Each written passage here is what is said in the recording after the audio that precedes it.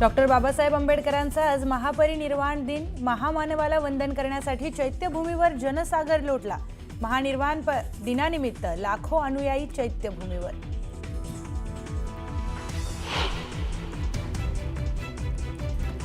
उपमुख्यमंत्री एकनाथ शिंदेंच्या हस्ते डोंबिवलीत विकास कामांचं उद्घाटनाच्या कार्यक्रमाला रवींद्र चव्हाणांनाही आमंत्रण। रवींद्र चव्हाण कार्यक्रमाला उपस्थित राहणार का याकडे लक्ष।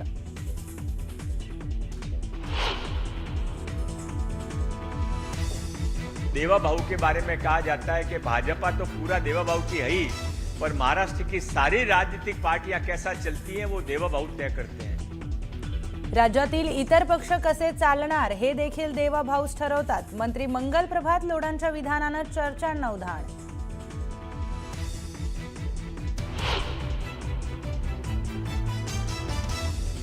वरळीत भाजप आणि ठाकरेंची शिवसेना आमने-सामने। कामगार युनियनवरून भाजप आणि ठाकरेंच्या सेनेमध्ये राडा। मुंबईच्या हॉटेलमध्ये भाजपकडून नियमबाह्य पद्धतीने संघटनांची नोंद झाल्याचा आरोप।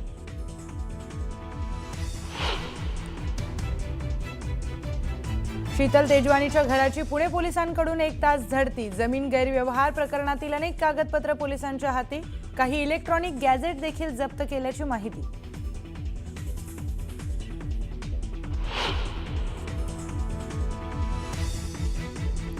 पण या 10 वर्षांमध्ये जी रोपटी त्या ठिकाणी उगवलेली आहेत, जी झाडं त्या ठिकाणी उगवलेली आहेत, ती आपल्याला शिफ्ट करावी लागणार आहेत। मोठ्या झाडांना मी हातच लावणार नाही। तपोवनातील वृक्ष तोडणार नसून इतर ठिकाणी स्थलांतरित करणार। मंत्री गिरीश महाजनांची माहिती।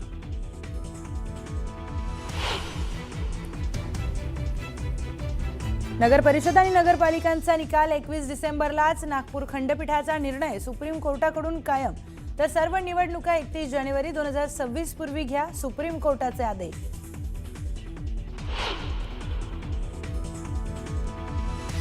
इंडिगो एअरलाइन्सच्या गोंधळात विमान कंपन्यांकडून प्रवाशांची लूट। अव्वाच्या सव्वा दर लावत प्रवाशांचा खिसा कापला। दिल्ली पुणे तिकिटाचे दर 1 लाखांवर।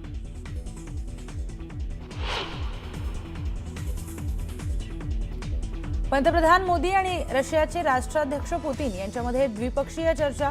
आरोग्य शिक्षणासंदर्भात भारत आणि रशियात करार।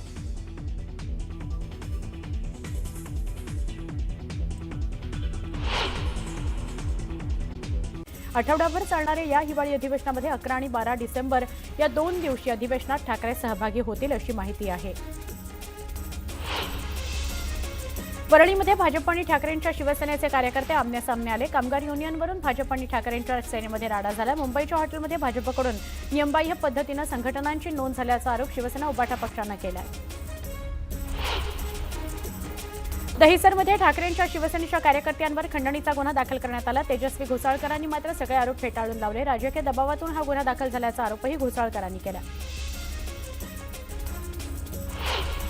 नांदेड महानगरपालिकेच्या मतदार यादीमध्ये घोळ असल्याचं समोर आलं। 2800 मतदारांचा पत्ता कोचिंग क्लासेसचा असल्याचं समोर आलं। याबाबत मनसेनं जिल्हाधिकाऱ्यांकडे तक्रार दाखल केली आहे। धरणगाव तहसील कार्यालयाबाहेर मंडप टाकून महाविकास आघाडीचे कार्यकर्ते ठाण मांडून बसले। ईव्हीएमच्या सुरक्षिततेकरता कार्यकर्ते खडा पहारा देत आहेत। तपोवनातील वृक्षतोडीच्या निर्णयाविरोधात न्यायालयामध्ये जनहित याचिका दाखल करण्यात आली। मनसेचे शहर उपाध्यक्ष नितीन पंडित यांनी ही याचिका दाखल केली। वृक्ष तोडून त्या ठिकाणी कोणतेही बांधकाम करण्यास विरोध असल्याचा याचिकेत उल्लेख करण्यात आला आहे। तपोवनातील झाडं तोडून होणाऱ्या प्रदर्शन केंद्राच्या निविदा प्रक्रियेला अखेर स्थगिती देण्यात आली।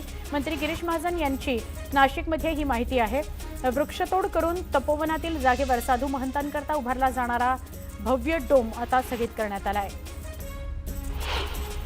नाशिकच्या तपोवनामध्ये शिंदेंच्या शिवसेनेनं आंदोलन केलं। वृक्षतोडीवरून शिंदेंची शिवसेना आक्रमक झाली। सिंहस्थ कुंभमेळ्यामध्ये साधुग्राम उभारण्याकरता 1800 पेक्षा अधिक वृक्षतोडीच्या निर्णयाला शिवसेनेनं विरोध केला।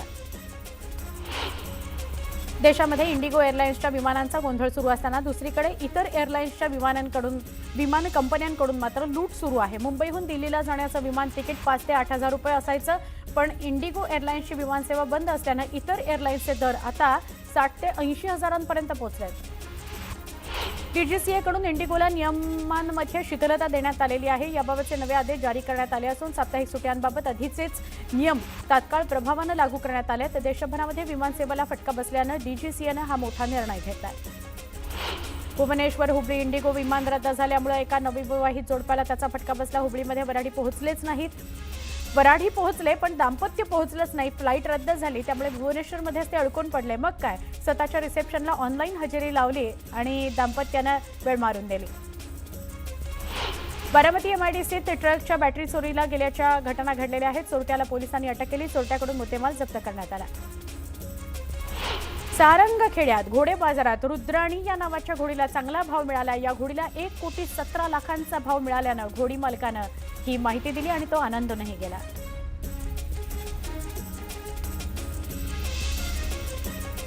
उद्धव ठाकरे आणि खरगे यांच्या भेटीवर चंद्रकांत पाटलांनी भाष्य केलंय. राजकारणामध्ये काहीही होऊ शकतं. या जुन्या वाक्याचा आता इतका व्यापक अर्थ झालाय. राजकारणामध्ये पूर्वी काहीही होऊ शकत होतं, परंतु आता काहीही होऊ शकतं. खरगेंना उद्देशून ठाकरे भेटतील का? मग उद्या खरगे म्हणाले मनसेला बरोबर घेऊ नका. ते कशावर काय करतील हे काय माहित नाही. छत्रपती संभाजीनगर जिल्ह्याच्या ग्रामीण भागात गेल्या आठवड्याभरापासून थंडीचा जोर वाढलाय. शहरापेक्षा ग्रामीण भागात थंडीचा जोर वाढलाय. त्यामुळे उबदार कपड्यांच्या मागणीत वाढ झाली आहे. तोतया महिला IAS अधिकारी कल्पना भागवतच्या पोलीस कोठडीत वाढ करण्यात आली आहे. कल्पना भागवतला 6 डिसेंबरपर्यंत पोलीस कोठडी सुनावण्यात आली आहे.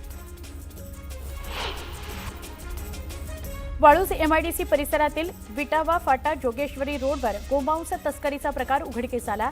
पोलिसांनी रिक्षाची तपासणी करत गोमांस जप्त केलं. यावेळी गोरक्षकांनी रिक्षाची तोडफोड करत रास्ता रोको केला. छत्रपती संभाजीनगर महापालिकेमध्ये लिपिक पदावर कार्यरत असलेल्या 29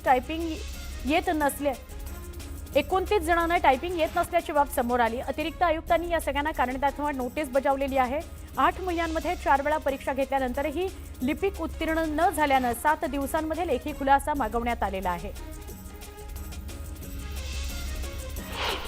शीतल तेजवानीच्या राहत्या घराची पुणे पोलिसांकडून झाडाझडती घेण्यात आली. मुंढवा जमीन घोटाळा प्रकरणी तेजवानीच्या घराची तपासणी करण्यात आली असून घराबाहेर पोलीस बंदोबस्त तैनात करण्यात आलेला होता. शीतल तेजवानीनं तपासात सहकार्य न केल्याची माहिती पोलिसांनी दिली आहे. शीतल तेजवानीच्या घरी पुणे पोलिसांनी 1 तास तपासणी केली. जमीन गैरव्यवहार प्रकरणातील अनेक कागदपत्रे पोलिसांच्या हाती लागली असून काही इलेक्ट्रॉनिक गॅझेट्सही जप्त केल्याची माहिती आहे. तपोवन बचावचा नारा संसदेत घुमला. खासदार राजाभाऊ वाजे यांनी सवाल उपस्थित करत झाडं तोडून नाशिकचा श्वास संपवला जातोय.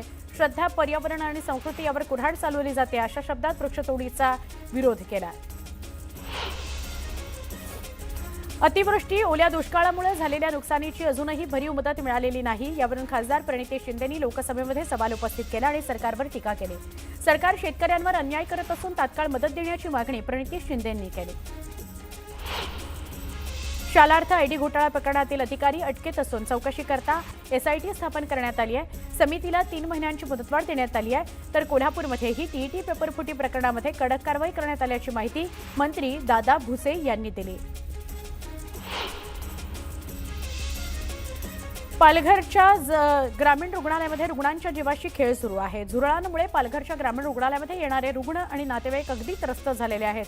ग्रामीण रुग्णालयामध्ये योग्य स्वच्छता राखली जात नसल्यानं झुरळांचा प्रादुर्भाव वाढलाय असा नातेवाईकांचा आरोप आहे. अकोला रेल्वे स्टेशन परिसरातील विहिरीत अज्ञात व्यक्तीचा मृतदेह सापडला. पोलिसांनी तात्काळ घटनास्थळी धाव घेतली. मृतदेह ताब्यात घेतला. आता पुढील चौकशी सुरू झालेली आहे.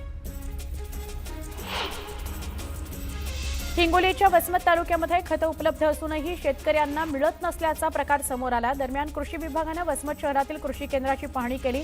यावेळी या शेतकऱ्यांच्या उपस्थितीमध्ये पंचनामा करण्यात आला.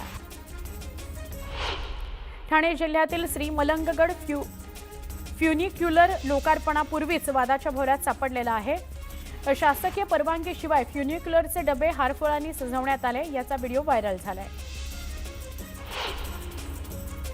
गोंदियाच्या देवरी इथं प्राथमिक शिक्षकांचे शाळा बंद आणि सामूहिक रजा आंदोलन करण्यात आले. TET सक्तीच्या निर्णयाविरोधात शिक्षक संघटनांकडून आंदोलन करण्यात आलं. एरंडोल नगर परिषदेच्या निवडणुकीनंतर EVM मशीनची सुरक्षितता राखण्याकरता मसावत या रोडवरील एका महाविद्यालयामध्ये गोडाऊन तयार करण्यात आले. या गोडाऊन बाहेरील सीसीटीव्ही कॅमेऱ्याचा डिस्प्ले अचानक बंद झाल्याने एकच खळबळ उडाली. ही बाब समजताच एरंडोल नगर परिषद निवडणुकीमध्ये उभे असलेले अपक्ष उमेदवार तात्काळ महाविद्यालयामध्ये दाखल झाले आणि प्रशासनाला सरळ त्यांनी जाब विचारला. जळगाव लोकसभा क्षेत्रातील अनुसूचित जमाती बहुसंख्य असलेल्या 34 गावांना केंद्र सरकारच्या धरती आबा जनजातीय ग्राम उत्थान अभियानामध्ये तातडीनं समाविष्ट करून विकासाचा हक्क द्यावा अशी ठोस मागणी संसदेमध्ये खासदार स्मिता वाघ यांनी केली. या गावांचा समावेश न झाल्यास विषमता आणखी वाढेल आणि क्षेत्राची प्रगती रोखली जाईल असं खासदार स्मिता वाघ यांनी संसदेत सांगितलं. जय पवारांच्या विवाह सोहळ्यामध्ये रोहित पवारांच्या डान्सचा व्हिडिओ समोर आला. खासदार सुप्रिया सुळेंनी जय पवारांच्या विवाह सोहळ्यातील फोटो आणि व्हिडिओ सोशल मीडियावर व्हायरल केले.